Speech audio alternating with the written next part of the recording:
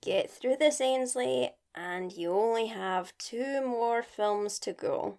And I thought I'd give you all just a nice little visual metaphor for how little effort this movie put in, and how little effort it should have in turn.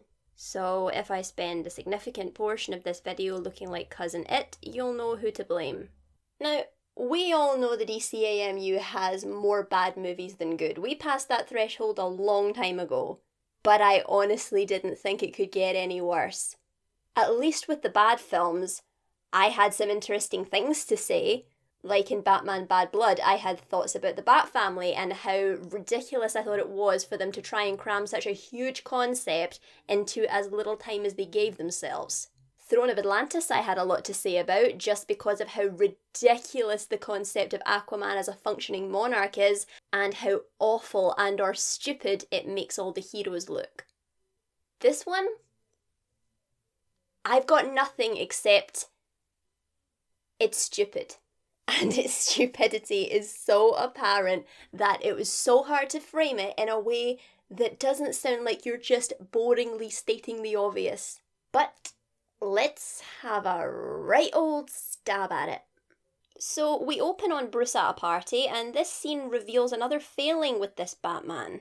Brucey Wayne is a disguise he wears to make people think there's no way a vapid playboy like him could be Batman.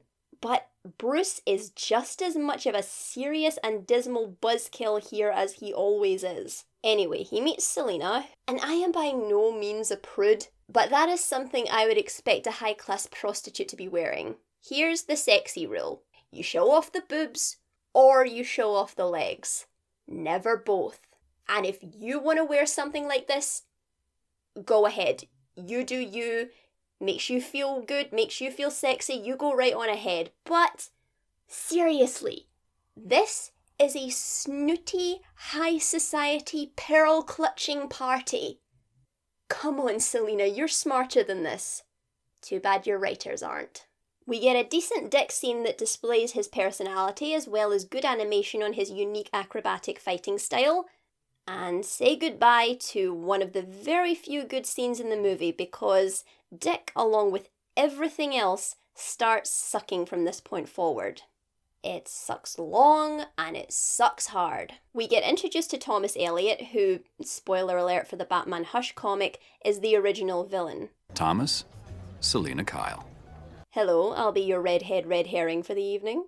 The film then jumps to trying to convince you that Bruce and Selina have anything resembling chemistry, and once again, this Bruce is such a sourpuss that this gentle tone of voice just comes across as so insincere. But we'll get to the god-awful voice acting later. Trust me, I have things to say about this. I don't even want to call it a plot, kicks off when a child is kidnapped by Bane, who asks for ransom money, which is stolen by Catwoman on behalf of Ivy, who's working for Hush. And if you think that's the extent of the villains in this movie, oh, there are more. But I suppose I should rewind and talk a little bit about the Batman-Catwoman chase because 1, they have marginally more chemistry than Bruce and Selina, 2, physics mean nothing, and 3,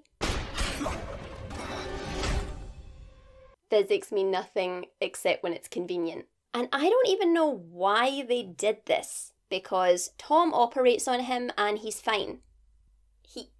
He's fine.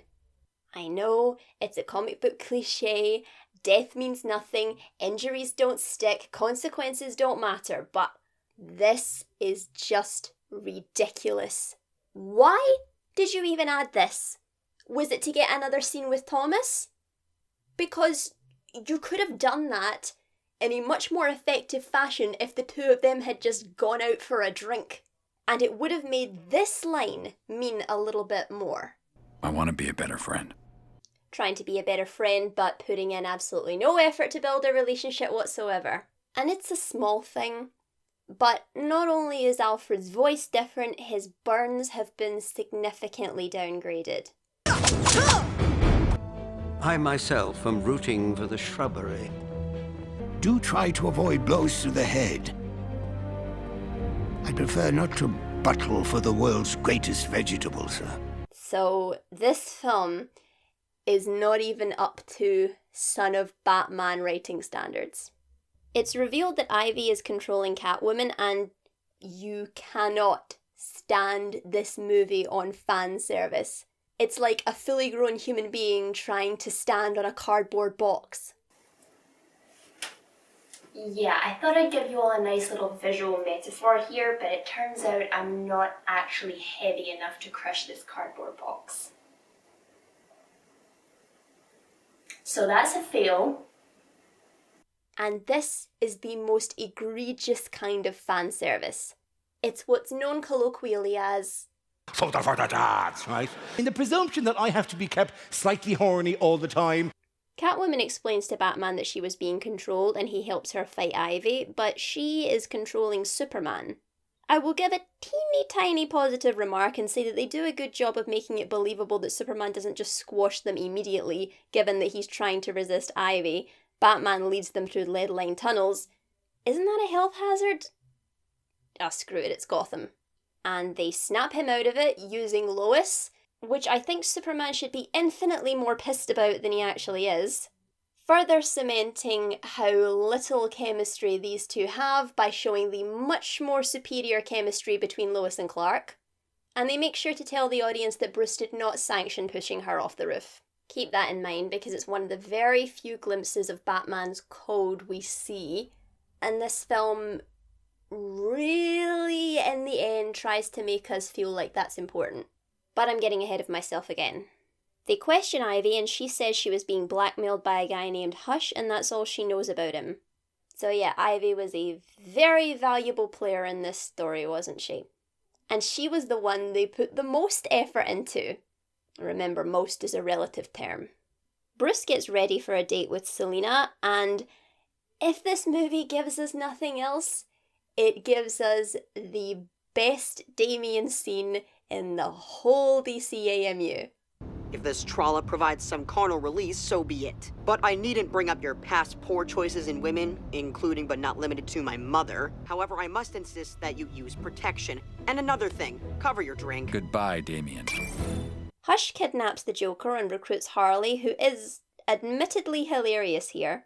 Hey, I'm the only one who gets to tie up Mr. J. Sorry, Rico! Bruce and Selina are at the opera with Thomas Elliot, and again this Bruce is neither charming nor smooth, before a shootout begins because Hush wanted Harley to kill... Not you. Maybe you. You! I should kill for that stupid beard! Ooh, there you are. Bruce Wayne. Way to have a secret identity, Bruce. And I swear to God, I originally thought this scene, which is meant to display Bruce being pushed to break his code, was because Selina got a bonk on the head. I missed this guy dying when I watched this movie. I missed a crucial plot point. And even if I didn't, this still wouldn't have convinced me this was a big deal. All you've done is mention that Batman has a code. In the vaguest terms you have said he has a code. Do not rely on fan knowledge to hold up your movie. Yeah, I know this visual metaphor is really not making my point, but I'm keeping it in because it's funny. Dick gives Bruce some well-meaning and supportive advice regarding Selina. You're right. I am? It's none of your business. I want to be a better friend. Just clearly not a better father or mentor figure. Again, why are you better in every film that is not your own? Bruce, after telling Dick to fuck off, takes his advice anyway and reveals his identity to Selina, and this is the scene. I already knew the voice acting was lackluster. I already knew Bruce and Selina had no chemistry. But this scene, where he is confessing his feelings to her, had me laughing with how bad it is. You were beautiful, brilliant, and accomplished. I know Bruce is emotionally reserved, but he's not emotionally brain dead. What even is this delivery? Not gonna lie, if a man said that to me in that tone of voice, I wouldn't be so keen. You were beautiful, brilliant, and accomplished. It will tell your face. He sounds like he's reciting self-help affirmations in the mirror. You were beautiful, brilliant, and accomplished. Not talking to the woman he freaking loves. Seriously, Mr. Darcy's proposal was less stilted than this. You must allow me to tell you how ardently I admire and love you. This is where I gave up trying to have any investment in this relationship. Bruce takes Selina home to meet the family. World's greatest acrobat, everyone. Now, even if Dick slipped, that one was unintentional, I swear. Even if Dick slipped, he should be able to fall properly. Boy, they just keep finding new and creative ways to make one of DC's most beloved characters suck. We get a montage of Batman and Catwoman working together, followed by a scene of Selina trying to convince Bruce to go on vacation. Dick will take over one day. Isn't that what you've been grooming him for? He's not ready. You also conveniently forgot that Dick never wanted to be Batman, and that was a very big plot point in Bad Blood, and nothing changed in that regard by the end of the film. At this point, why am I even asking? There is a break in the Thomas Elliot murder case and Bruce takes off, and we are once again struck by how little writing was actually involved in writing this script, as Selina stares forlornly at the brochures. Selina, not even rejected vacation idea. He receives word that his childhood friend's murderer is still out there and there's a break in the case, and your response to that is, he'll never stop. Seriously, Dick and Selina have more chemistry than this. And yes, that was icky in the comics. I'm not advocating for it, just pointing it out.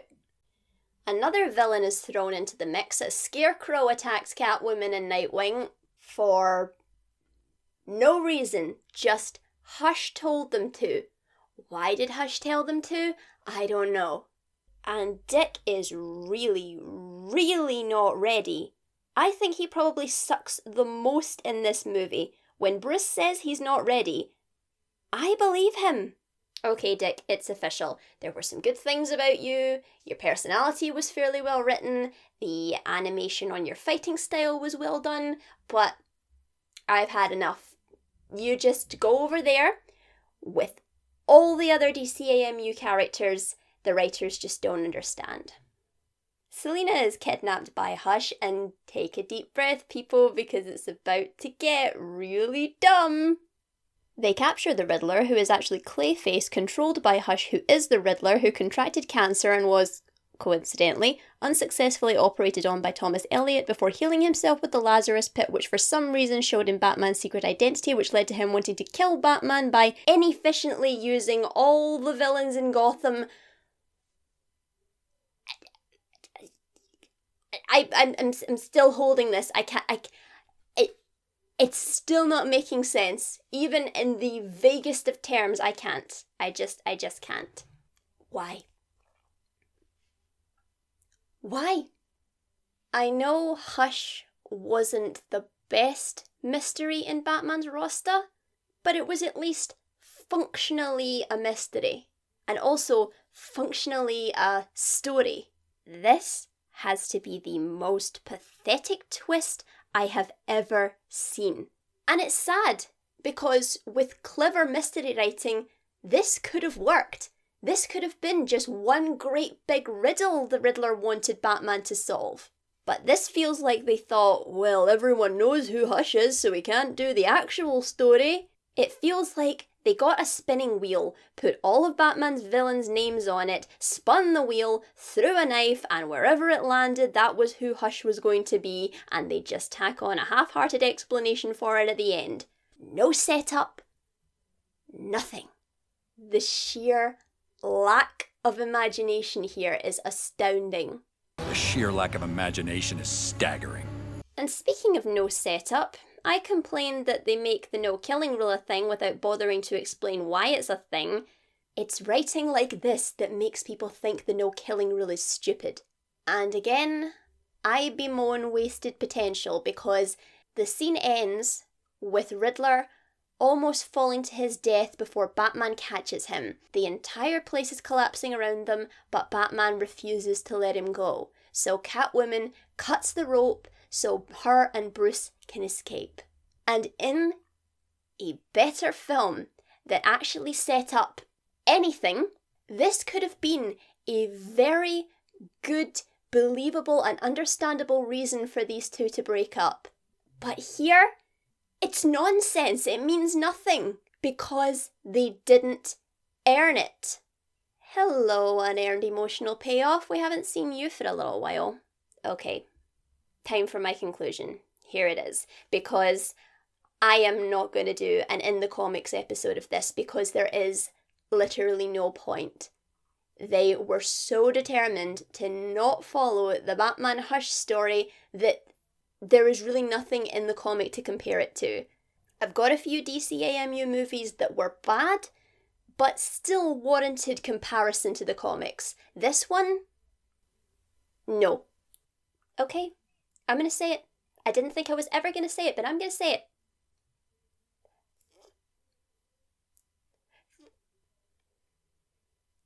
Throne of Atlantis was better than this.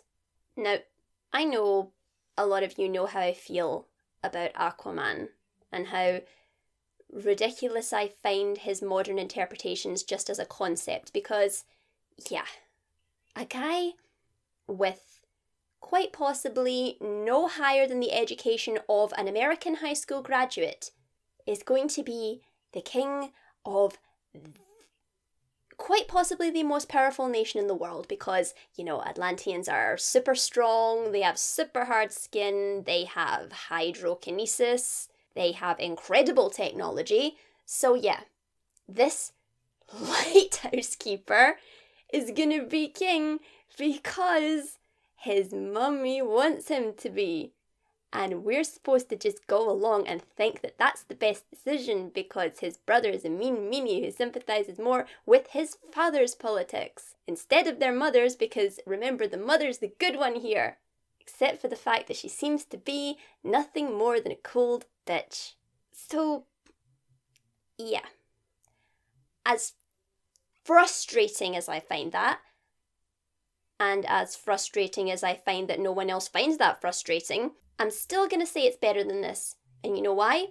Because they say this woman cheated on her fiancé, it's okay because love. She ran away from her responsibilities, but it's okay because love. She, through cheating and running away, risked causing an international incident that could have cost people jobs, money, alliances, livelihoods, possibly lives. It's okay because love. She treats her son like he is a stain on the bottom of her foot. Well, it's okay, because his father wasn't the one she wanted to marry. And he seems to agree with his father's politics a lot more than hers, and that makes him wrong. Because he and his father thought that the surface was a threat to their kingdom, and they wanted to attack it, but remember, you live on the surface, so that makes him the bad guy. As ridiculous and insulting as I find that, and I say insulting because it is such a childish interpretation of the world that I feel talked down to by it, but at the very least, they had an answer to because. At least something came after the because. This one, Batman and Catwoman are in love. Just because. Catwoman's given up her life of crime. Just because. The Riddler is Hush. Just because. He's got all the other villains involved. Why? Just because. He wants to kill Batman. Just because. Batman doesn't kill.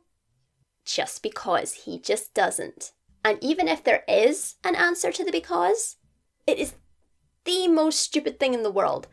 Not high school educated person goes on the throne of the most powerful country in the world because blood and mummy says so, but still stupid. Ivy is involved because she wants money. Why does she want money? To buy fertilizer, of course. Why does she just steal the fucking fertilizer? I'm pretty sure that that would be easier to steal and far less guarded than money. God, this film is so fucking dumb. It is so badly written. It is incredible. I have no idea what was happening in the writer's room when this was being written. I really don't. Usually I can kind of surmise, like, studio interference, writing yourself into a corner, just any number of things. But I have literally no explanation for this film being as bad as it is. And in an effort to give myself as little work as possible, because I am really sick and tired of paying attention to this film, I'm just going to use an end screen from another review I did, which thankfully is appropriate for this one too. Call me the Riddler. No.